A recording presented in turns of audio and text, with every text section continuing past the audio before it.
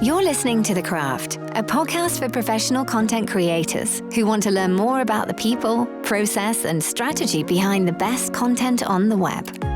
In each episode, we talk with writers, designers, and editors from the world's leading content teams and learn the secrets to their success. Let's jump in and get you inspired for your next story. Hello and welcome to this episode of The Craft, brought to you by Shorthand. I'm Rachel Westbury, a senior editor here at Shorthand, and today I'm joined by the power couple behind one of the boldest agencies out in the hopes of learning how they bring their innovative client content to life. Joining me today is Zach Bell and Kyra Denlinger, co-founders of the Bell Media Group. Zach and Kyra, welcome. Hi, Rachel. Thank you so much for having us, Rachel. I really appreciate it. Oh, it's great to have you here. And so today, guys, we're going to talk about your career successes, your respective failures and rookie moves, and all the learnings that you've both had along the way. You guys ready to jump into it? Absolutely. We're ready. Amazing. So to kick off, can you tell me about your respective career backgrounds and how you both got to where you are today? Sure. All right. Here, do you want to go first? Yeah, sure. I can start us off. So like a lot of business owners, small business owners and entrepreneurs, I've had a very kind of eclectic past with a lot of different jobs and roles and responsibilities that brought me to where I was today. So to take you briefly through like a brief overview of some of my bigger or more impactful roles, one of my first serious grown-up jobs was at a summer camp. I was a summer camp counselor. I was the head floor counselor. So that meant overseeing all the kids and the staff and the hiring and the floor or like the program development. And so that was 3 months out of the year. And then the other 9 months out of the year, I was a like social media and marketing specialist. So it was kind of the best of both worlds. I got to have this really, really fun summer with lots of energy and playing with kids and running around outdoors. And then during the winter months and the rest of the year, I really cut my teeth on learning just the basics of marketing. So this would have been way back in, the middle 2000s, like 2005 to 2009. So that was the birth of a lot of marketing technology that we know today. So I started that company's very first Instagram page. I started that company's very first email newsletter on Constant Contact. So it was the first for a lot of things for that company and just for, kind of first of a lot of things for a lot of us. So that was really kind of the first place I got my feet wet in marketing and in any kind of a professional job. And then to briefly run through another one or a few more, I did a stint in hospitality. I was a traveling training coordinator and manager for a restaurant company, and I traveled all around the Northeast doing store rescues and custom trainings and fixes. After that, got a little too hectic. My relationship with Zach was getting more serious, and so I couldn't do quite as much of travel. If I was a little bit younger, I probably would have hung on to that for a bit longer, and then worked through a couple different professional jobs. Finally landed in a corporate marketing department for a behavioral health care and addiction treatment center, one of the largest ones in the country. And that was where I really feel like I got my a lot of the knowledge, background, information, strategy, and philosophy that I bring to our marketing company today. Was through that work, that exposure to the level of work that they had, to their professionalism, to their vendors, to working with agencies. So that was a lot of kind of what spawned a lot of, what I draw from still today. So that kind of is my quick and dirty overview. I hope that wasn't too long. I hope that works. I'll kick it over to Zach to give his story as well. Sure. So similarly, I have a varied background as well. When I came directly out of college, I actually went to get my certification in massage. I had a background where I was an athlete. People had helped me along the way, and massage therapy was something that was very integral into my success in athletics, which allowed me to go to college. So I felt like when I was done with college, it was something that I wanted to give back by doing massage, but it was also in my entrepreneurial spirit. I never really saw myself sitting at a desk, which is funny because I sit at a desk all the time today, but I never saw myself doing that really in a traditional role because I always did things differently. Even going through high school was a little bit different than I think would be the average student.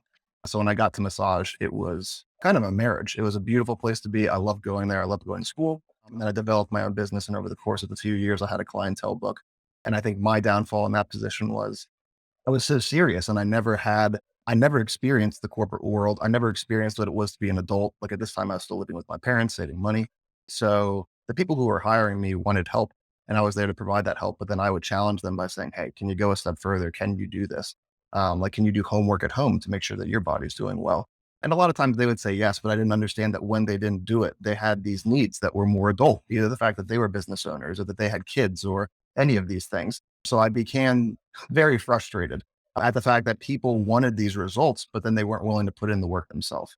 And at some point, I just kind of came to Kyra and I said, hey, I don't want to do this anymore. Like, my love is 100% still with wellness, health and wellness.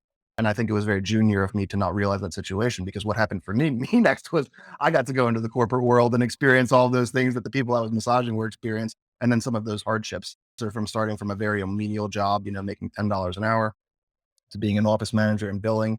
And then eventually I progressed to a company similarly with Kyra that was very large. It was about 40,000 to 45,000 employees, a very large logistics company, one of the largest in the world.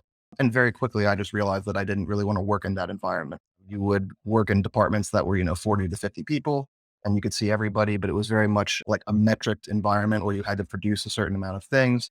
And even if you had ambition and went above and beyond, it wasn't like you were going to get a reward at the end of the day. So I think that was the difference where I found personally, I wasn't fulfilled in the fact that I felt like I could do more within the business that I was working for. And then also personally, I didn't feel fulfilled that I wasn't growing to the capacity that I felt I could be if I was doing something on my own. So after, I think Kyra and I both had these corporate ventures, we got together and we said, it may be time that we kind of put our heads together and take our corporate experiences, but then make our own company. And kind of like you said, Rachel, when you, I think, experience some of those companies that are doing well, but some of that human aspect may be missing a little bit, it makes you, or at least it makes me, it encourages me to want to go out and do something similar, but incorporate that human aspect back into business. So That's awesome. And it's really fascinating hearing about, how you both started and thinking of where you are now. It seems like a really big driver for you both is the unique challenges that you both saw in terms of like Kira starting off social media accounts for the first time in like that sort of new era of these platforms that were just sort of emerging. And Zach in terms of first seeing how business owners and brands like they've got other priorities and there's a lot on their plate. And then you going into like, corporate world and being like, "Oh, this is so true. There's so many challenges here that I didn't think of." And together you're like, "Let's solve it." yeah. Yeah, It seems like it. yeah, we talk about that a fair amount. That again, although both of us decided that working in that corporate environment wasn't really right for us, the lessons that we learned there were so invaluable, not just about business and process and relationships and professionalism. I do think that one thing, I don't want to say we struggle with, but it's kind of the good and the bad, is since we worked in corporate, we do try to take some of the values. Like, I know that this is very maybe silly, but we always try to get back to people within 24 hours. And I think that's something that was very much instilled to us in corporate. And we may not have those values if we just opened our business directly out of college. At the same time, we don't want to have a corporate culture. And that's something that I think we're really passionate about, is having this culture that is very flexible, having people enjoy coming to work, and having people be able to call us. I mean, we only have 4 employees, but if one of the two do call us and say, hey, I have a problem, like I need to take my dog to the vet, there's no problem. I mean, the work is kind of a necessity. Everybody kind of has to go to work, or at least most people have to go to work. So within the confines of that, we want to make it as fun as possible. And that includes also the people that we work with, our clients. We want them to be fun. So then the whole thing kind of trickles down. So I think that's the biggest thing, is even though we have this corporate background, really keeping in the mindset of why we left corporate. And the reason for that is because we weren't enjoying it. So we don't want to instill that kind of culture on our employees. Mm. Yeah, I think this next question then seems like a nice flow on. For listeners who aren't familiar with Bell Media Group and the types of work that you guys specialize in, would you mind sharing a little bit on that? Absolutely. So I can Go take ahead. it. And then, as Zach, if you want to fill in any details of anything that I've missed. So Bell Media Group is a creative marketing agency with specializations in social media, content creation, and graphic design. So those are kind of our three sweet spots that we love to work in. And we find that we can get a lot accomplished in those three areas. But I think one thing that's really important about our business and our philosophy is that we have a very strong and rich storytelling philosophy that we bring to every single project that we do. So whether it's going to be a long-term social media contract or a single, case for support, no matter what the project is, in addition to discovery and onboarding and those normal things you do with the client, we host a storytelling session, which is kind of a, throw all the books off the table, don't take notes, don't do whatever else. We really dig in with that client and we ask them to really give us the story, to tell us about how they grew up, what are some of their biggest successes and failures, what did they hope for their company. We really use that to inform the tone and the style and the messaging that we create for that project, no matter what it is. Because it's super, super important to us because we believe that your marketing has to be authentically you. And so the best way to do that is to get your story up front. So, Zach, anything to add to that? I don't think anything to add to that. I do just want to reinforce, just like Kyra said, the storytelling aspect is woven into everything we do, even in terms of we do social media profile optimizations for different social media platforms. And within that, I always ask people, tell me your story. Start when you were at college or start when you were in high school. Tell me how you got to where you were today. And I think that there's a duality between the information that we receive from storytelling is so rich that allows us to craft what we're looking for as an end product. But to be very transparent, I think there's something very therapeutic about the person going through storytelling, the client or the end user. So many times we've had somebody go through storytelling and I think that they thought it was going to be kind of what Kyra said, like business. It's going to be, not throwing all the books off the table or things of that nature. And when we do get into really the nitty gritty with a lot of these clients, they either end up getting emotional or they end up realizing something that they never realized before. And I think a lot of it is because just as humans and a lot of small business owners or just business owners in general, they want to care about the client. So they're giving a lot of themselves all the time, but they don't really take the time to reflect on themselves. And I think when we go through that process, it's very rich for them beyond the assets that we receive or the content design notes that we may get out of the session.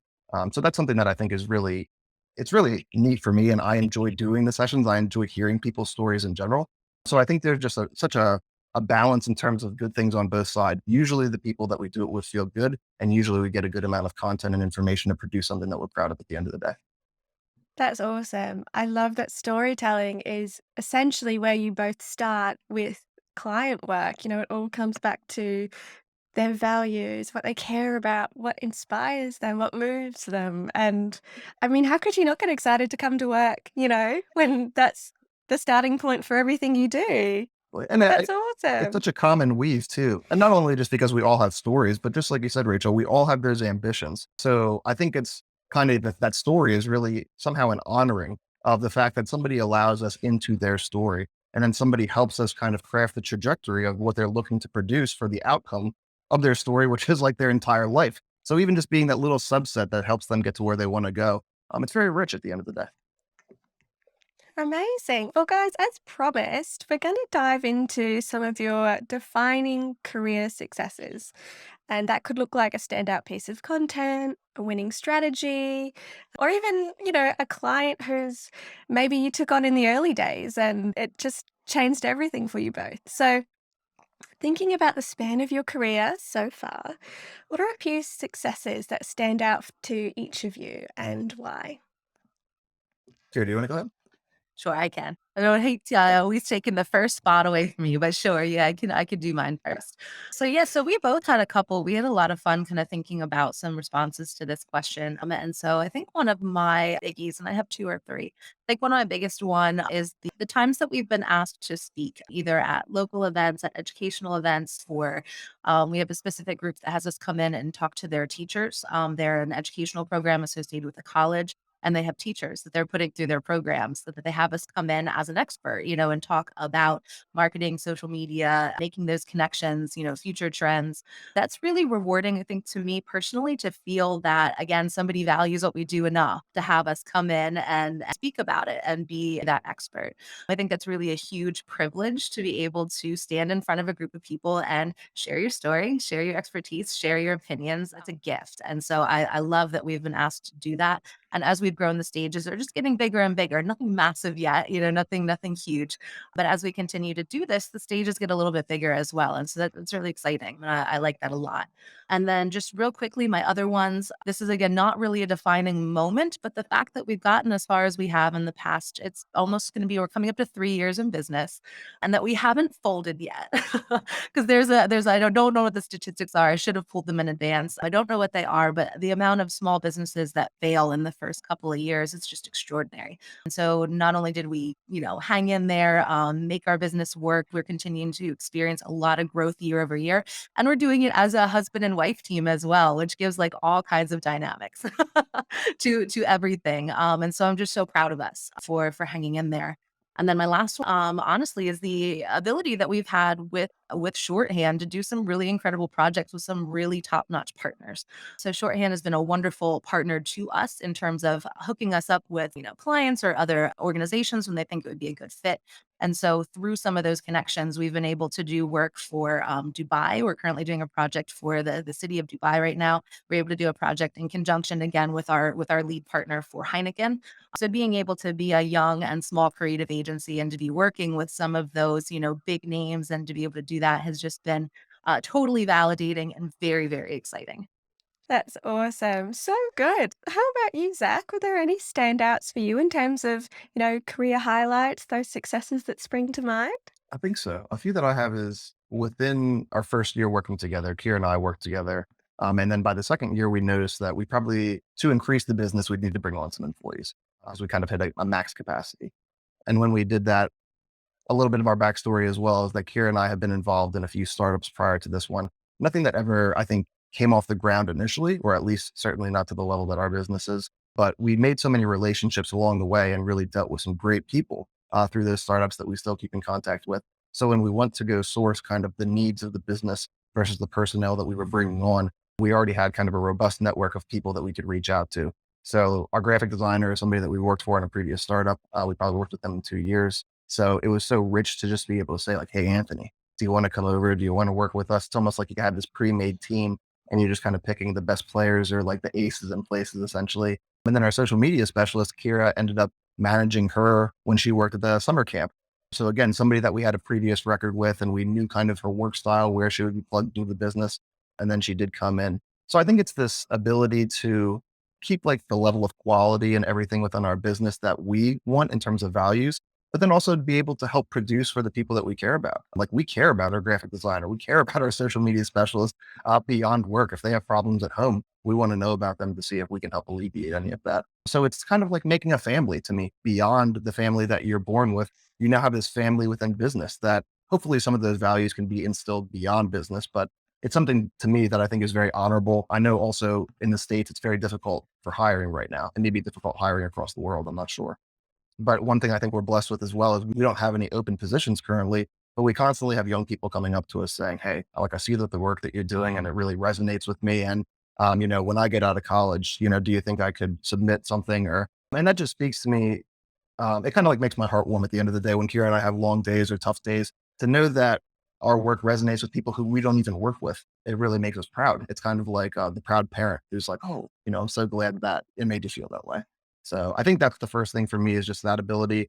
Number two is our ability to give back to the community. So Kyra and I have been together. We've known each other for a very long time. Kyra and I went to the same school. We've known each other since about 8th grade. So we've grown up in the same community and then we currently live in the same community that we grew up in. And I think to me, the ability to give back to our community and to see some things flourish, especially we have a lot of nonprofits that do really good work in Reading, Pennsylvania. So we had the ability to create for a nonprofit that helps individuals when they come out of jail. They go through procedures to help them get employment, to help them get the documents that they need for employment. So things of that nature, we created a logo for that company or for that nonprofit, pardon me, called the Pardon Project.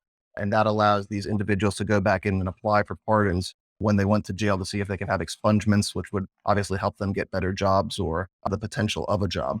So things like that to just be able to give back some time and some resources when we do have an area of expertise to apply that to something that is really good. And at the end of the day, I think makes Kyra and I both feel very good because it's really impacting people's lives. It's not a matter of, we feel good and we create a really nice PDF and we give it to somebody and say, hey, it's a great design, but to have the ability to impact somebody's life at the core level to say, hey, I got a job, so I don't have to go back into an environment that I don't want to be in.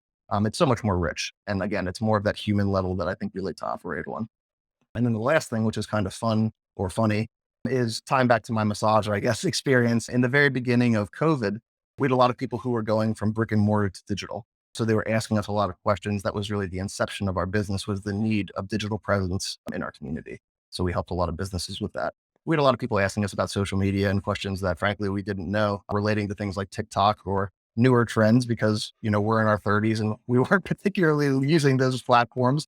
So we said, so many people are reaching out that maybe we should get on, create our own channel and just see what happens. Kind of like we said, test organically and figure it out. So we began to do that through various methods. It started as like resume writing and we weren't really passionate about it. So one day I just woke up and I told Kyra, I said, why don't we do it on massage? Like, I love massage. I love to give that information.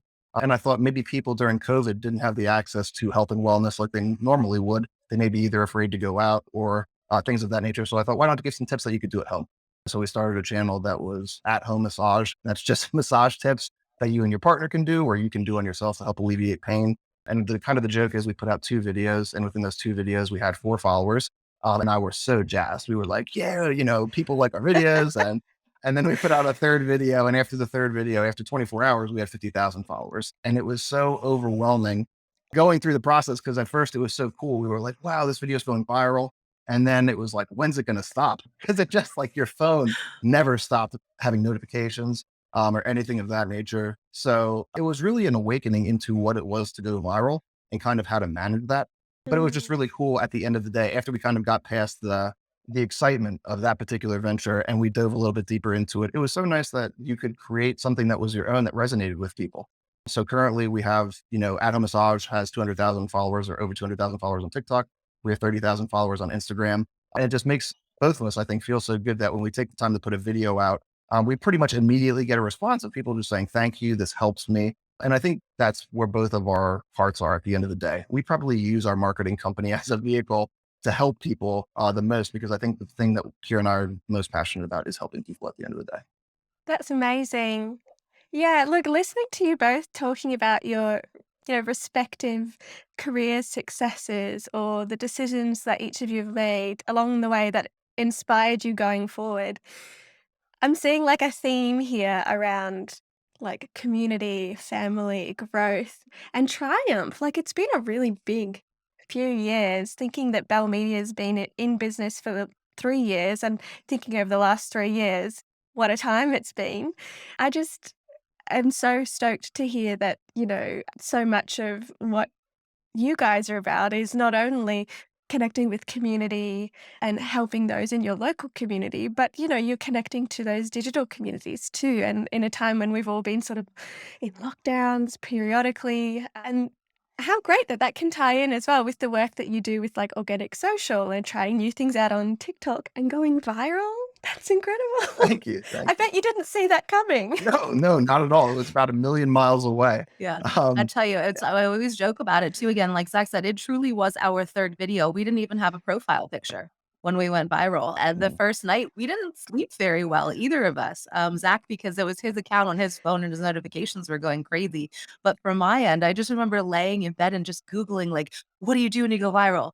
What do you do? Like, what are you supposed to do? Like, I didn't know what to do. I don't know what I thought I should do, but it was a very surreal feeling, because you hear about that happening to people all the time, and it happened to us. And we work in social media, we work in a marketing company, and even us, we weren't really quite prepared for what that meant, how that was going to feel, and what basically what kind of decisions we would have to make next. Okay, so now we have this audience in our hands. What does this mean? What do we do with this? Where do we go from here? So it was a really, really fascinating journey, and it continues to be so, for sure.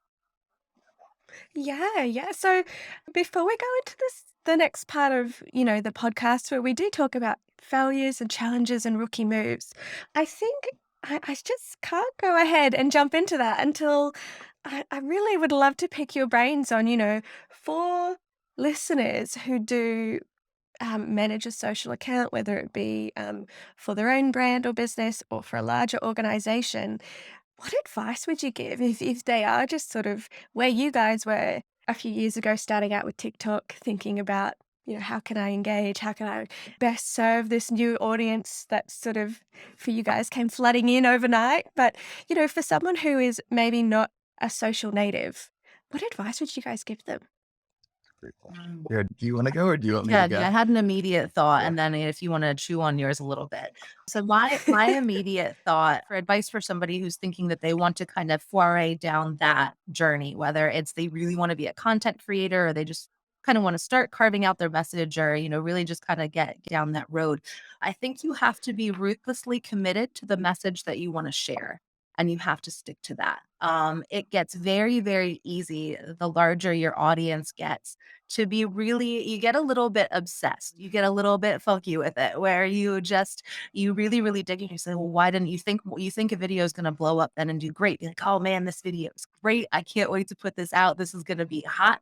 and then it flops. It happens all the time. And then the moment you give up and say, whatever, I'm just going to do this because it sounds fun today and that's what I'm doing, that's going to be your next top video.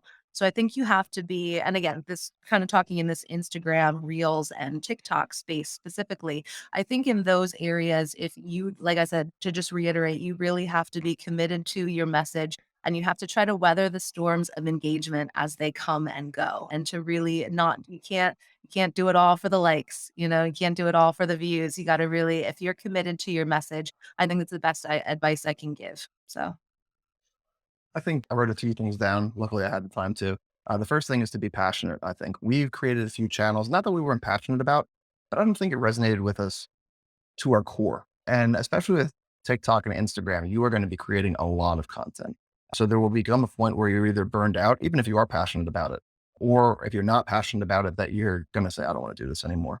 And I think the one thing that we tell everybody, the most important thing to Kyra and I on social media is being consistent. If you're inconsistent, it's really going to make your followers realize that you're not as into it as they are, and they can't be more involved in your social media than you are. To be authentic, there's so many people that do similar things, or they'll take a video that they saw and they'll just duplicate it. And that's not that bad, but really put your spin, your authenticity, and your twist on it. At the end of the day, that your followers want to watch you, and they may want to watch the content that you create, but if somebody else created similar content that you create, it may not resonate. It may have that authentic spark that you have. So really, again, highlighting your authenticity with whatever content that you make, to niche in, or to really have that niche that you can say, this is what I'm a specialist at, and this is what I'm going to talk to you about.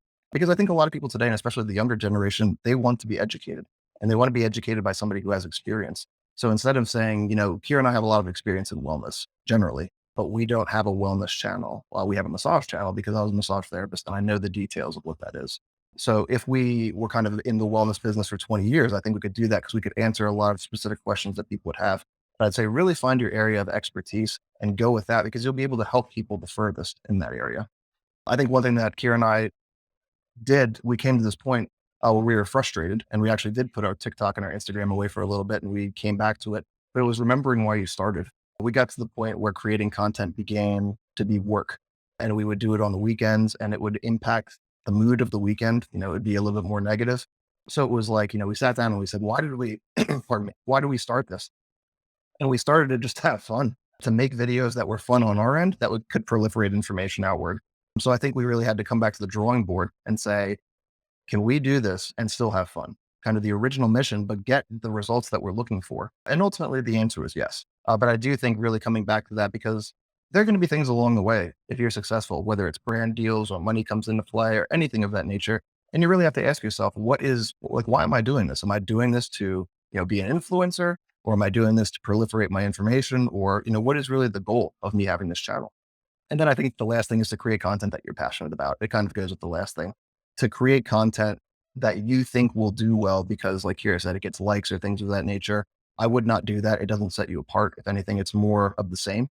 So really create content that you're passionate about at the end of the day. And even to the fact that it doesn't really matter how many followers you have. Even though we have so many followers on TikTok, we get a tremendous more amount of engagement on Instagram. And I think that's kind of the last thing to note, is the engagement per how many followers you have is really the statistic that I think you should be looking at, not just how many followers does somebody have. Because like I said, we get tremendous engagement on Instagram, and to be very transparent, on TikTok, we get okay engagement, but I don't even know if it would be the standard. So to really look at that comparison, because that's really the sweet spot. If you have a couple thousand followers, but you're getting tremendous engagement, that means the content that you're putting out there is really hitting the mark. Wow. You guys just provided so much value in like 3 minutes flat. Thank you. Like, Kyra, when you spoke about riding the engagement wave and doing it not for the likes, but for the love of it.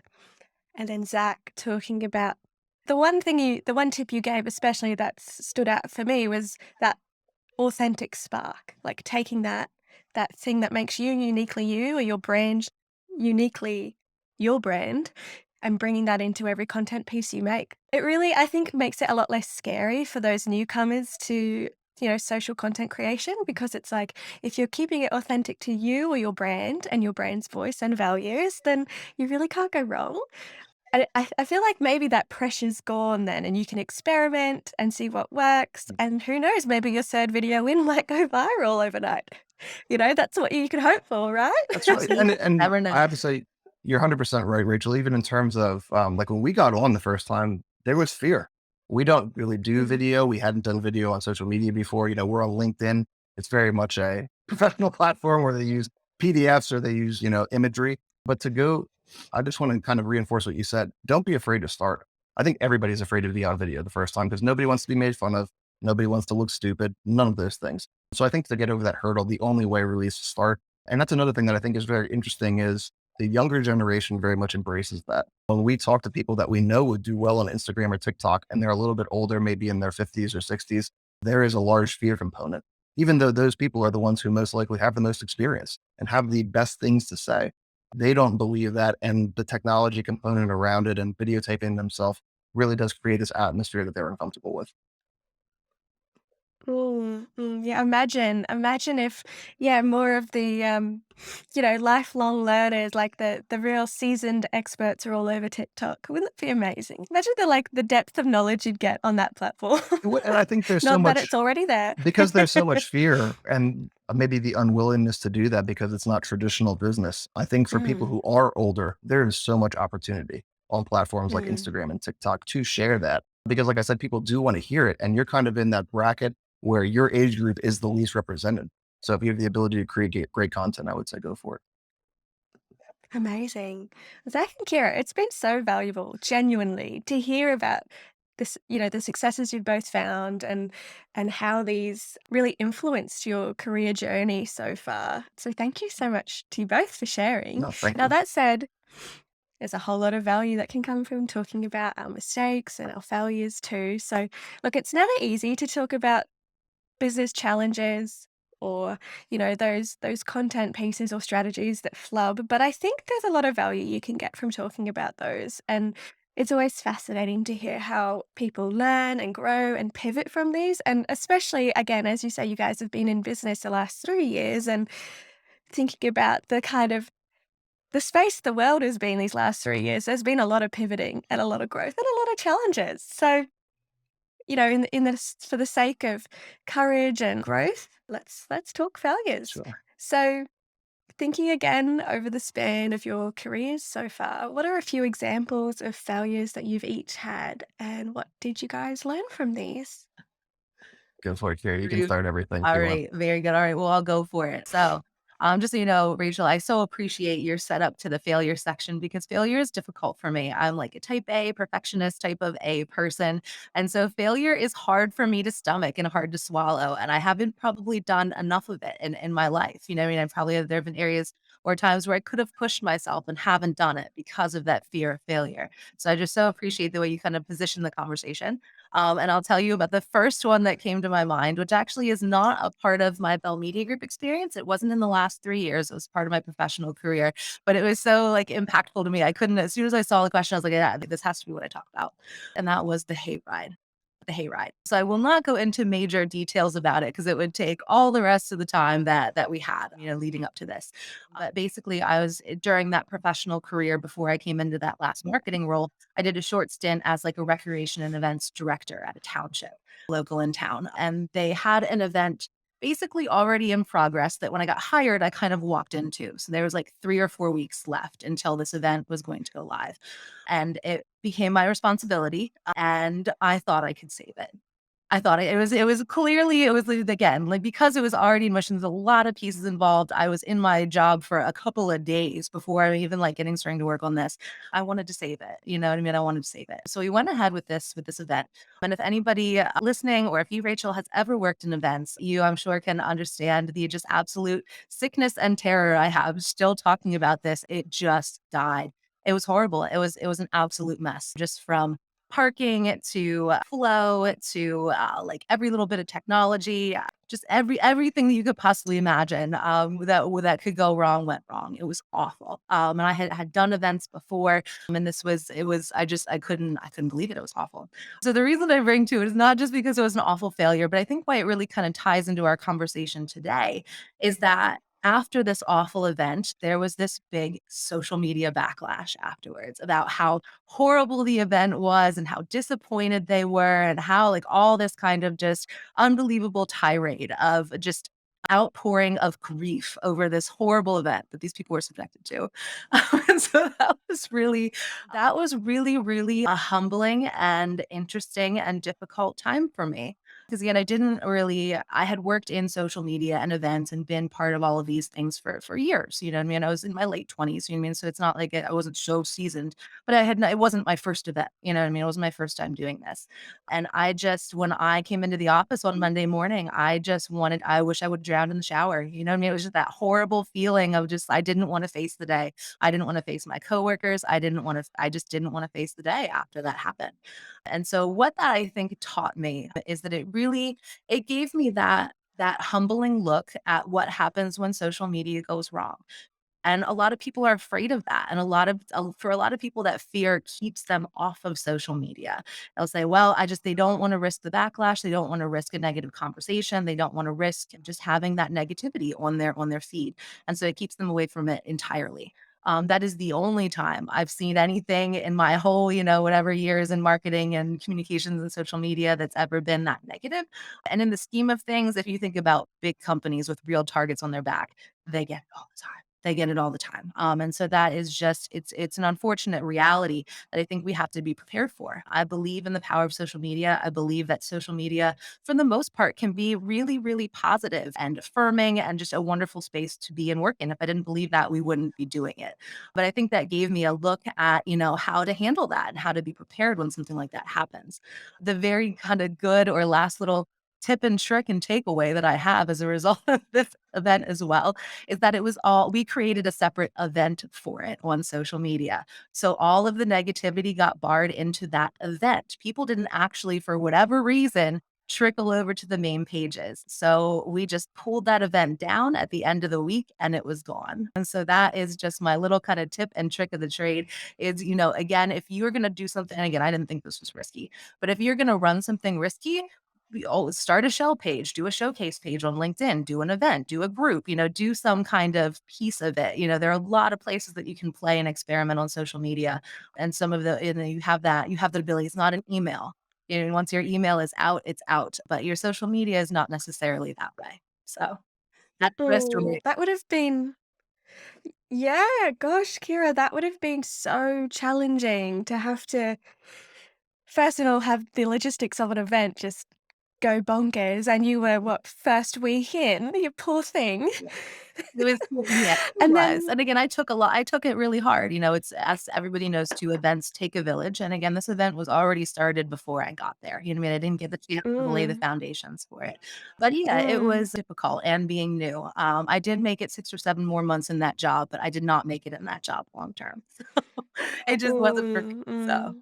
Yeah. I guess though, like, talking about learning from failure, like after having experienced and having to wrangle social media backlash from, the event that didn't work out on behalf of that organization, and you're the person having to wrangle with all the wave of comments and things. After having wrangled the social media backlash, at least you can sit here today and say, A, you got through it.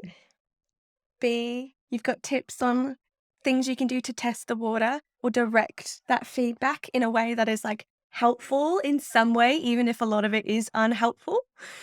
And I think finally, Kyra, like you've been through every person on social media's like kind of worst case scenario. Like you've been there, you've done that, and actually it's okay. Like yeah, it's yeah. okay. Yeah. Yeah, you're so right. I still troll their pages every now and then, and I keep wondering, is it ever going to crop up? Is somebody going to remember and post about it sometime again? Because you have that little bit of like, trauma around it or that fear around it.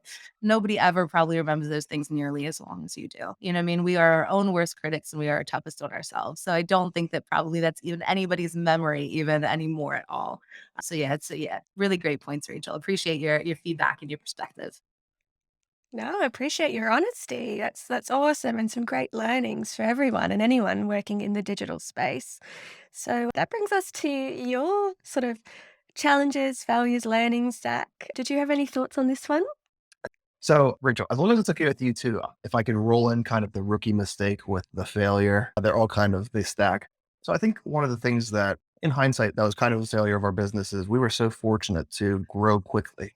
kind of due to that need and the demand of COVID, that we kind of rode this wave that we were working so much more for our clients than we were for our own business. And I think it was just very junior business that we got to the point where we were like, what are we doing? Like legitimately, where do we want this business to go and what services do we want to offer? Because there was just this cascade of need. So I think the first thing that was a failure is not really, again, coming back to the point of starting, why do we start this business? Very similarly is like, well, we have to be our first client. And if we can't satisfy ourselves, we're going to have a very difficult time satisfying our clients as well. So putting ourselves first, I think, and not in any negative way to the client. But like I said, making sure that we have a crystal clear picture of who we are, what we do, and how we can best help the client. Because I think we kind of got run away. And I think if we would have continued to go down that path, it would have ended up in negativity for the clients, negativity within our own business. And I think our employees wouldn't have understood what we're doing. So I think, taking a step back and really taking it slow, and realizing, what are our opportunities, kind of doing a SWOT analysis, strengths, opportunities, weaknesses, and threats, and saying, what are we going to do here? Instead of saying, well, we have all this opportunity, so we have to take everything. And I think that kind of leads me to my second point is within any business, but especially I think a startup, is there's going to come up for times when, money becomes a problem, when you're a little strapped. And it always seems to that there's this fact that money becomes strapped and then opportunities present themselves, which is kind of a blessing. But within that, I think when we were early on, we put too much weight on money, and there were opportunities that presented themselves that, one thing that Kyra, that I, after we get off this call, I guarantee the first thing I'm going to do is I'm going to go downstairs, I'm going to talk to Kyra, and I'm going to say, how did you think the call went? And then we'll talk about it for like 5 or 10 minutes, because that's what we do. So after we come out of every meeting, we typically meet with somebody together, and then we come out of the meeting and we say, what did you think? How did you feel? Because it's probably the most important thing. And I think when we were a little bit younger and a little bit more junior in business, there were certain meetings that we came out with where the financial, was helping our business, but we said, how did you feel about that meeting? And we were like, I don't really know. Honestly, that meeting didn't really feel very good in the stomach. So even from there, we said, it may have not felt very good, but we really do need the money to continue to grow the business, and we want that route. And I think probably the past 6 months, we've really realized that the feelings that you get in those initial visits are typically so true. And even if the money is reasonable, you're going to go through so many more personal barriers, whether it be emotional or just stress, to get that client, when you could simply hold and say, listen, I don't believe that we're a match. And then we find somebody who completes the financial component, but also completes the values component of who we are and what we represent and how we feel. So to me, that is really a junior mistake that I think that we learned reasonably quickly, that we really need to work with people that resonate with us, especially in the creative process, because there have been times when we did go after other opportunities and maybe we just didn't even like the mission or the values that the person was presenting. But then when you have to sit down and be creative for that person and you don't like what they do, it's impossible, because you're like, how am I supposed to position this in a way that's fun and exciting and positive when I don't even like it? So I think really kind of reflecting on ourselves and saying, how can we make work the most fun for us? And then backwards engineering that through the process that I described. Wow. That's like such a learning. And having the courage to say, actually, no, that client's not a fit. It's not going to work. That's a huge one. And definitely, I think one that a lot of our listeners could relate to, because we've all taken on that project that we think, yeah, okay, it'll be fine. And then, you're at deadline time and you're thinking, is it worth it still? Like, mm-hmm, Yeah. mm-hmm. And I can tell you, So, if you would, Rachel, I don't know if you would want it. I probably wouldn't share it on the podcast, but if you really wanted to, you could. I could definitely tell you a personal story that was a tremendous failure, and it's funny, but it's only Just really if tell you want to it. hear it. Just tell Yeah. it. we're all ears. Sure. It is more So that again, failure. It's more that kind of traditional failure. it is a true failure. Yeah. So, when I was younger, I used to swim. That's kind of the sport. I used to swim and play water polo, so I was reasonably fit. So for a local company, I would do some of their modeling for some of their clothing, but it was just a matter of going in, you try the clothing on, they mark it up based on your body measurements, and then they create the clothing. So very basic. So I walked into a store local that sold fashionable clothing, and they said, do you do modeling? And I said, well, I do for this one company. And they said, well, we really love you to do runway modeling for some of our clothing. We have a show coming up locally. And I kept saying, okay, but I've never done runway modeling before. So can you please help me prior to the show? Oh, of course, we'll help you. We'll help. So like time goes by and time goes by and nobody reaches out to me or anything. And I'm like, again, I've done print and I've done some of these other things, but I've never done runway. So I was like, I don't want to do anything wrong. And they're like, oh, you're a natural. You do a great job. So I get there on the day of the event and there's a bunch of people who are experienced in what they're doing. And there's me who has no idea what's going on. So it becomes my time to kind of like, model the clothing and run down or walk down the runway. And I mean, obviously, as I think everybody knows on this call, I don't know anything about runway and I've never even like seen it prior to doing this event. You have to walk down very still and it's about showing off the clothing and things of that nature. So when I walked down the runway, it was like crazy. Number one, I was probably like flailing all over the place. And then my parents were at the very end of the runway. So I waved at them when I was on the runway because I was like, they're my parents and they're waving at me. And then I turned around and I walked back. And as soon as I walked back and I kind of got like behind the curtain, I was supposed to do like 4 or 5 different clothing outfits. They just gave me all of my clothing as like collateral for the day. And they were like, don't ever come back. You don't know what you're doing. And I was like, I told you I didn't know what I was doing. That's the whole point. But it was just this event that was such a disaster. And all I can do now is look back on it and laugh because there's nothing else you can really do. So it was just a tremendously disastrous event. So I think the lesson I've learned is from that event is if you know that you don't know what you're doing, you really have to advocate for yourself and speak up, even if the other person does think you do know what you're doing, because you don't want to end up in a situation like that. So, Oh gosh, that's such, you know what? I think that's such a fantastic like cautionary tale in terms of, yeah, if you're not sure, please ask and ask again and do like do what you need to do so that you're not thrust onto the runway. that's right. That's Onto the right. runway of life. The runway of life. Hey, but at least your parents were there to, support you from the stands. Like I think They were there to take me home 5 minutes right after I waved at them. So yeah, it was great. there's something to be said for the importance of community as well, isn't there? Right. So even when you're like, the runway of life comes as a shock, thankfully community's there to give you a ride home and be like, it's okay. That's right. We don't have to do that again. Um, Oh, that's awesome. Hey, well, look, the next question I typically roll on to Zach and Kyra is, what's a rookie mistake that each of you have made that's kind of funny in hindsight? Like we've all been the rookie before and we all have that one mistake that you wake up, in the early hours of the morning and think, oh my God, why did I do that? Why am I like this? Now, Zach, I'm guessing the runway incident was perhaps your rookie mistake you mentioned. It was my first one. Um, Believe me, I have many mistakes. So if you need another mistake from me, I'd be happy to share one. So well, maybe we'll go to Kyra. Do you have, a rookie mistake that you can look back on now and laugh at? I do. I do have one that I just thought of. I had one too that I had thought about too, is a little more serious, but the kind of one that's just like silly and like, one of those like, oh my gosh, can't believe you did that. Is we had gotten a GoPro camera as part of because we were getting more into video and more into, some of this kind of like, content creation stuff. And we had a client who was a little bit newer. We'd been with them for a little while, but we kind of said, hey, like, we think you would let's do some videos. You have this neat warehouse. You have like a really like cool setup. This is huge, like historic buildings. So neat. And so we set up like an on-site session with them. So we went down, we brought along an intern at the time. We like made this big production out of it. A lot of different stuff. The guy who was our contact, he's also, I think he's the president. He's pretty up there. He's a guy about our age. So he came around with us, did a lot of the stuff. We put this GoPro on pipes and put it inside things, did all kinds of cool stuff with it. And then we were super excited. I really, was stoked when we came back, brought it back. And I don't know if you ever had a GoPro before, but we were fussing around a little bit with the equipment and different types of things. We decided we needed a bigger memory card. And so we returned our memory card to get a new one, not realizing that was the memory card that all the clients' footage was on. And we hadn't backed up. Oh, Like, how could you not have come home? and it was also all under a confidential agreement It as was. well. So then like the media was with somebody else who was not us. Yeah. So they were they Oh were my pretty God. serious about their NDA. And again, it's not that we gave up any trade secrets in that video, but it's kind of the point. You know what I mean? The client is trusting you to come in and be behind the scenes or whatever. And it was surrendered to Target. You know what I mean? We couldn't get it back.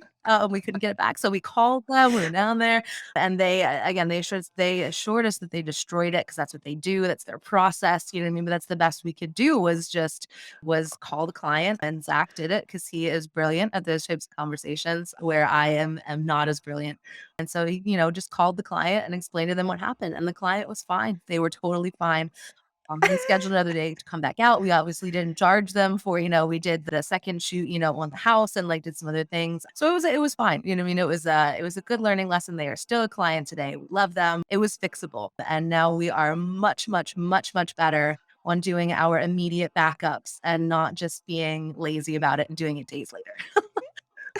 That's probably one that came to mind. This would be maybe relatable to some other folks out there. So An excellent learning for anyone working in content creation. But honestly, when you said, oh, we decided to swap out the memory card, my stomach just dropped. I thought, no. oh man, and it is just that awful feeling you get in the pit of your stomach. And I think one of the worst things I've learned a lot from Zach for in many things in life, relationship, business, but just in the way that you have to own up to it. You know what I mean? The honesty is the best policy. You know what I mean? There's no substitution for it. You have to grit your teeth and do it. And so I've learned a lot from watching how he handles his conversations. He's more on the front side of the business. He does a lot more of our business development strategy, account management. He does a lot of that front side. And so that was really kind of a big lesson in it as well. You know what I mean? Is that honesty piece and that transparency. And sometimes you have to put it out there. Oh, absolutely. And, like you both said earlier, like it all comes back to that human element behind every big business. Every brand it's just people, Yeah. you know, human, fallible, memory card swapping people. Like it happens. We've all been there. For Yeah. sure. I know I Yeah. have. Yeah.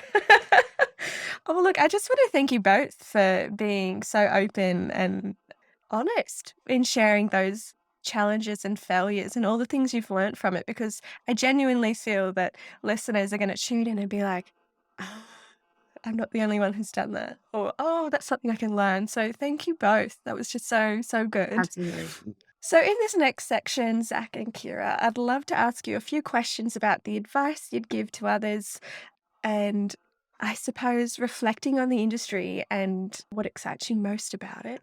So, what advice would you give your younger selves? I think I have two bits of advice for younger Kyra and things I would say to myself. And the first one is a big one, and I probably still need to tell it to myself. And that is don't worry so much. Don't worry so much. As I had mentioned earlier in our talk, I do tend to be that perfectionist, a little bit of a type A, a little bit of a worrier about things. I just tend towards that naturally. And in business, that can really get you in trouble. You can expend an extraordinary amount of energy on something that will never, ever happen and probably has no likelihood of happening. And it's such a huge waste of energy. And when you are running a business or in a leadership role or anything of that nature, your time and your energy are really at a premium. There is a high value on those items. And so spending a lot of that time worrying about things is not super productive in the long run. So just learning how to put that stop on that, how to redirect, how to channel that energy into something else, and how to put it away at the end of the day.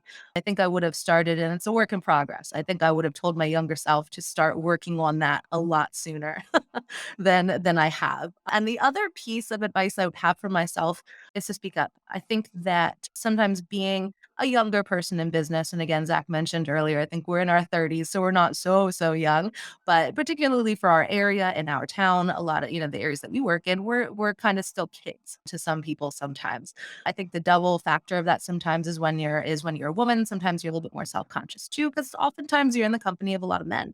And so a lot of times I think I would have something would be on the tip of my tongue, but I wouldn't be sure how it would be received. I wasn't sure quite exactly the perfectly way to diplomatically package it and say it. So I just wouldn't say it. And I think I left a lot of things unsaid that eventually, kind of like I mentioned with the worry, it kind of gets stuck down in there then. You're stuck down in yourself of things that you didn't say.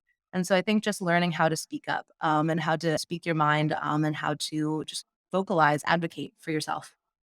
I love that. Yeah, Kira, I love that advice. It's advice that you can only really pick up through experience, isn't it? And hindsight. And hopefully, anyone listening who is sort of in that mid career position will feel that green light, to speak up and back yourself and maybe worry a little less. Like, there's enough going on in life, and maybe it's okay to set things down at the end of the workday. Yeah. Absolutely. Yeah.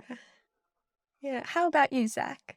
I think I have about 3 or 4. I think one thing I do want to say with worrying, like Kyra said, when I was in health and wellness, I had somebody tell me something that really helped me in terms of kind of staying present. And I was worrying about things all the time. And they said, let me ask you something. Will you be thinking about this or worrying about this 5 years from now? And I thought about it, and pretty much everything is a no. So I was like, no, of course not. And then they were like, then don't worry about it right now. And I think it's really those things of how many things are truly big deals in our life. We have so many perceived big deals, like Hero said, and then we worry about them and that energy kind of goes nowhere. But really an encouragement to try to use a tool to stay present, because a lot of times it is a bigger deal to us. Like if we told it to a third party, they'd be like, hey, it's no problem. But to us, it's a big deal. And so I think that about worrying. The first thing I think is working backwards. I think really find out what you want. How do you want to live? How much money do you want to make? What industry do you want to work in? Kind of do those big level things and then work backwards. Because I think it's very easy to say, I'm in my current role and I'm not making the money I want to make, so I'm going to quit and I'm going to become an entrepreneur. And it's like, well, you're probably leaving for the wrong reason then. And there may be other ways that you can make money if that's something that you prioritize. So I think really working backwards, because working backwards is going to give you a clear picture of how can I move forwards by doing that little bit of work. I think another thing is to not be afraid. It's very easy, I think, to play into not only fear, but what is normal. And I think that a lot of times you have, when you go to a job, most likely your friends and your network are people who go to jobs. And when you tell them, hey, I think I'm going to start my business, it's going to be like, oh, I don't know if you should do that. And are you sure you want to take that risk? And then there's all this stuff. And you're like, well, I don't know if I do want to take that risk. And so I think really committing to say, this is who I am. This is what I feel inside. And regardless of that external noise, I'm either going to do it or I'm not going to do it. That's something that Kyra and I really had to. We came to a point where, like I said, our client load was capped, but it was also probably, it was a point personally for especially Kyra, but both of us, we were like, we have to choose what we're doing because we can't do both things forever. And I think part of that component was like, when we were in our early 30s, Kyra and I combined were making over 6 figures within both of our jobs. And when our lifestyle was built on that, the house that we bought together was built on that. And then we said, projecting that if we start a business, we're going to have to cut 50%, if not more, of what's coming into this household. And then we're going to have to adjust accordingly and live accordingly. So again, there's a big fear factor in that of like, hey, what if this doesn't work? And what if you can't pay the mortgage at the end of the month? Because like, that's a big deal. So I think the best thing that you can do is do it. If you have that will inside of you, I would think that if you do it and it doesn't go well, it will be better than not doing it and regretting not doing it. So that's my opinion. Just go for it. And if you have a passion for it, you're going to make it work, because you're going to be the type of person that finds a way to make it work. And I think the last 2 things are kind of the same. Number one, I would always say start earlier. Like if you have a passion for something today and you've been thinking, maybe I'll do it tomorrow. Maybe I'll start it in 6 months. Maybe I'll start it in 2023. Start it today. So then by 2023, you can say, hey, I've been doing it for 4 months and it's awesome. And I'll be able to leave my job in another year. But if you have a passion for something, I would just start it today. And the last thing, it kind of leads back to know where you're going. If financials are something that you're very passionate about, that's great. But I would say don't be tied to money. Money is something that comes, and it comes with time. So I think after you put yourself out there, if you put people first, if you do business, quote unquote, for the right reasons and you care, you do honest, ethical business, I believe that money is something that comes with time, just like anything else. When you go to the gym for the first time, you don't go to the gym and say, well, in a week, I want to have the strongest muscles. And, that comes with time, and that comes with the practice and the patience of going to the gym and the consistency. And the same thing with business is everybody wants to be able to charge that premium, but that comes with time. So I think, again, a matter of being patient and know that you will get where you want to go as long as you treat people the right way and the way that you would want to be treated. You two are just full of such great advice. Thank you you. so much for sharing. I think much like Kyra's answer, Zach, a lot of these learnings can only come through experience and hindsight. And you both made the leap and started Bell Media Group, and you're 3 years in now. And yeah, thinking back to facing those fears and worries about going, off on your own, starting your own agency, like there would have been a lot there to unpack, but you did it. You're doing amazing work. For anyone who's not familiar, I will leave some links in the show notes. You can check out some of the amazing client work that Belle do. But I just want to say thanks to you both for being so like human and vulnerable. Like, it's not often you get this sort of insight from people in business. And for any content creators out there, this would just be absolute gold. So Thank you. thank you. Yeah. Yeah. So, the next few questions, we're going to talk a little bit about the industry and that industry for you both. Probably, you could say which industry because you're working across social, you're working across content marketing, digital copywriting. But in any case, however you wish to interpret this, I'd love to hear both your answers on what's been the most interesting or fascinating change that each of you have seen in the industry so far. Yeah. So I can start with the answer to that question from my side. And I guess the kind of start of the answer is very, very broad, and that's technology. And so, of course, it is. Of course, it's technology. Being in marketing, since 2005 or whatever, when I graduated college, watching that evolution has been very, very fascinating to see how marketing technology has unfolded. But for me, I think it even takes it a step further, especially since the pandemic, especially since our experiences on that content creator's journey.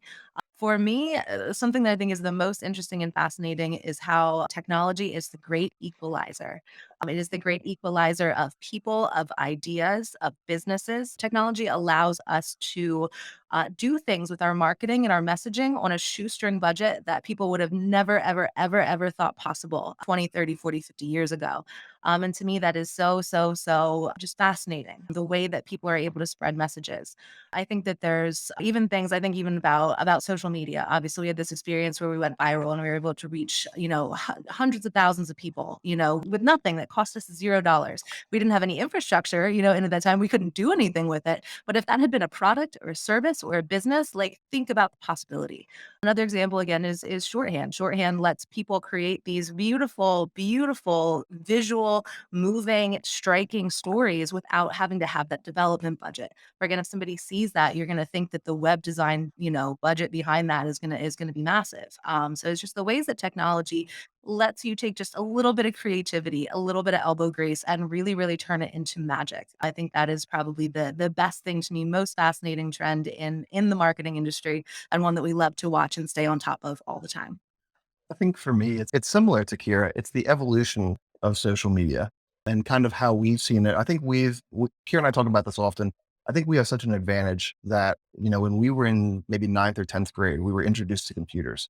But prior to that, we had to talk like most people do or most adults do today. So we really have this ability to communicate verbally. But then when it comes to technology, again, can I go into development or coding? No, but I have like a savviness of technology and a savviness of communication that I think are separate. But I think through that, Kyra and I got to experience social media at basically a ground level, all the way back to like when Zanga was around, which was like forever ago, to we were both in college, I believe our freshman or sophomore year when Facebook rolled out.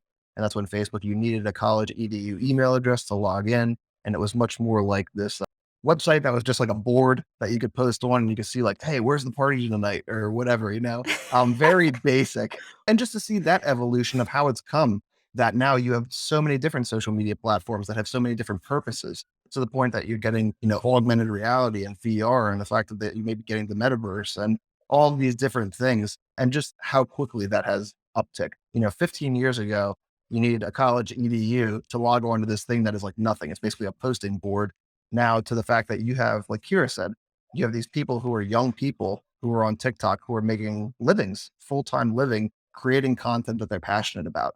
So I think in that regard, with technology, that's what I think is so neat about the equalizing is, 15 years ago, a large company probably had a huge budget and then they had this ability through print or however they would do it to disperse their brand and get in front of a ton of eyes. And I think just like Kyra said, with some of those organic opportunities, people who are authentic, are very passionate and put out really interesting content, you can be as big as that big brand, but be as small as one or two people in your house. And that's what's like, I don't think there's any time like that where you can legitimately get that type of reach through just being yourself, organic, passionate. And I think through that, just the proliferation of people doing what they love, hopefully will just create a society that's more happy because people are doing what they love. And I always tell Kyra, like, there are things in our business that we don't like to do. But then we find people that do, because there's always somebody who's going to be passionate about the things that we aren't passionate about. So again, putting those aces in places and making sure that everybody feels good at the end of the day, like accounting, I have to say, we're not very passionate about accounting, but there are people out there who are. So we find those people and we plug them in and they do great work for us. So I think just like that, having everybody have that place they're passionate about that they can help people in their area of expertise. Amazing. Well, this leads nicely then to the next question, which is what excites you about the future of the industry? Now, you each touched on this a little, but if you'd like, you're welcome to delve a little further. Yeah, I'll expand on it just very briefly and just a little bit more. So yeah, it does kind of tie in with this idea of the technology, revolution and these different types of marketing experiences that are available. And for me, the super exciting thing about the future of the industry is the fact that we're going to be able to fuse more sensory experiences into our marketing. So it's going to be more immersive, more experiential. I think people are kind of getting onto the idea that marketing is not sales and branding is not a logo. It's so much bigger and more than that. And I think people are really like getting hot to that idea and getting really creative with it. So I think that seeing marketing as an industry expand to include things like when we were chatting about this before we got on the show, like again, I don't know how close or far away VR is, but the idea that you could be walking down a virtual street and somehow somebody could waft the smell of cookies at you in your house, from that bakery on the virtual street. It's an extreme example, but there's another marketing agency in our town that does really, really cool stuff, even with augmented reality. One of our clients is working with a project with a local railroad where they're going to be doing these augmented reality experiences that people can put these glasses on and kind of watch people, in the 1800s do things. They go on this railroad. So again, it's not a marketing project per se, but just the idea that we're going to be able to create these multi-sensory experiences for people and make them feel something because it's really important to us. Again, kind of built into that philosophy of what we do is on that emotion, on that feeling, on that authenticity. So I think the ways that people are going to express that can become more and more creative. And I'm really excited for that to come to fruition. I think on my end, I have a passion, I think, for sales, business development, things of that nature. So I think affiliate marketing to me today is extremely interesting because I think you have these big brands who may have created friction with the customer. Either they didn't do what the customer wanted them to do, or they positioned themselves a certain way. So now they have these influencers or these third party individuals who represent the space, who are really the liaison between the brand and the customer. But at the same time, that influencer needs to have their own values to the point where if the brand says, hey, I need you to do this, or I need you to push this product. But the influencer says, but that's not the best for my followers. They're now the person who receives the backlash instead of the brand. So I just think that whole relationship is so interesting because I think it leads to brands who have good quality products and ethical sales processes doing better work. Because at the end of the day, I don't think the influencer is going to advocate for those brands because it's going to hurt their followership or their personal brand. So that whole thing, I think, is just so interesting, and it's something that we're exploring because quality and having somebody have a great result within our business is very paramount. I know that Shorthand has an affiliate link as well, something that I'm very proud to do again because we love it so much. We want to promote it, but just that entire mindset of having your customer become your brand ambassador and begin to promote your business, I think that is so rich, and I think it's kind of on the beginning stages to look at for your business because, and not that you can replace your sales team, but really making that person a champion. The one thing Kyra and I always say is if we go out to a new restaurant, the first thing we do is we look at the reviews. So if I tell you that Bell Media Group's great and I'm the co-founder, or if somebody that you know and that has worked with Bell Media Group tells you that they're great, obviously the third party is going to make more sense than me because all I'm ever going to tell you is that Bell Media Group's great. I'm not going to tell you we're not great. So I mean, same kind of thing. It's just that third party validation where you can say, oh, well, this is my friend and I trust them. And that's really what we're getting to is a level of trust. And I think just that whole affiliate marketing creates trust at a faster pace and allows people to consume, which is really interesting. That is really interesting. Gosh, love that. Honestly, this whole chat, just loving. No, thank you. I am too. All right, Kira and Zach. So we're almost up on our time for this episode, but I did want to ask you both if you had a captive audience of 100,000 people and a mic in your hand, what would you want that audience to know about you, your work, or your approach to storytelling? I'll take it off from the top. If I had Mhm. that microphone in my hand when I was able to speak to those people, the very first thing I would say to them is that your story is valuable and worth telling. Bears repeating, your story is valuable and worth telling. We really want every single person we work with, business owner, whatever stage they're at, from the, solopreneur all the way up to like a huge enterprise. We really, really want the people we work with to know that their story is important. It matters. It means something in and of itself, beyond its marketing value, beyond its sales value, or anything else. We really do try to give that voice to people who maybe just aren't sure how to do it for themselves. And this is interesting because we've experienced this in our own business. It's hardest to tell your own story. It's very difficult. We call ourselves the cobbler's son, with no shoes, because we do the worst job at for ourselves. It's natural, it's normal. And so we really want to know is that we want to be your voice. We will help you put that story into that package. We are here to help. That is what we do. It's what we're passionate about. Why we wake up in the morning. That's what I would say. Love that. Yep. How about you, Zach? I have to say, I have to agree with Kyra.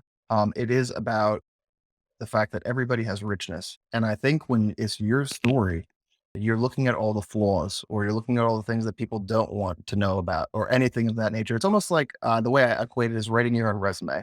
I know a bunch of people write resumes, but a bunch of people who write resumes don't want to write their own resume because they don't see kind of the sparkle that they have. So just like Kyra said, everybody has a story, and every story has richness. And there's all these complexities of intersecting stories. Like when we're going to talk to a business owner, there's a story of their family, and the story of their employees, and the story of them, and then the business. And there's all these things that kind of intersect. And I think the last thing I want to say is how much we do care about that. One of the things, I don't want to say we make it mandatory, because we do work with people around the country, or around the world, actually. Like Rachel, if we could have been in person for this event, we would have preferred it. So like whenever we do a storytelling session, we do try to be in person if we can, even if we have to travel out of state.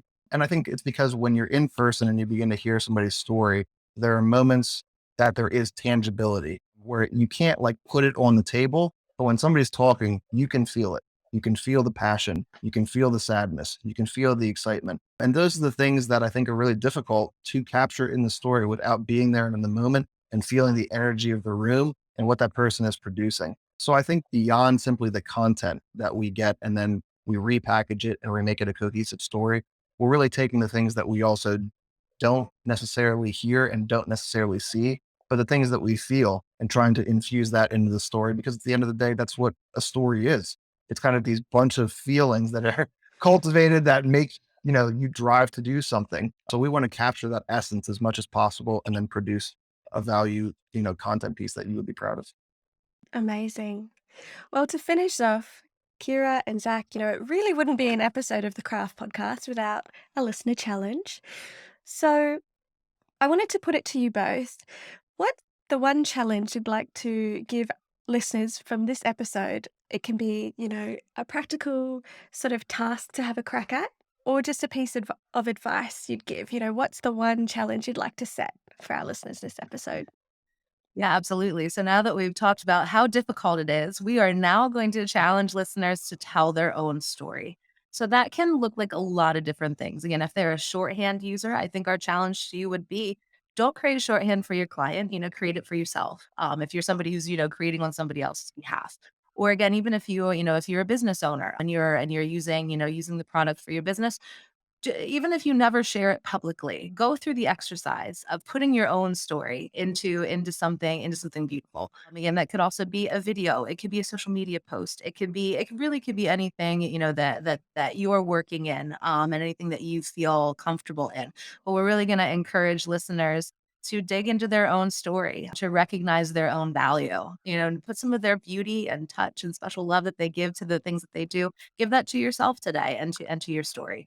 So Zach, was there anything else you want to add to that?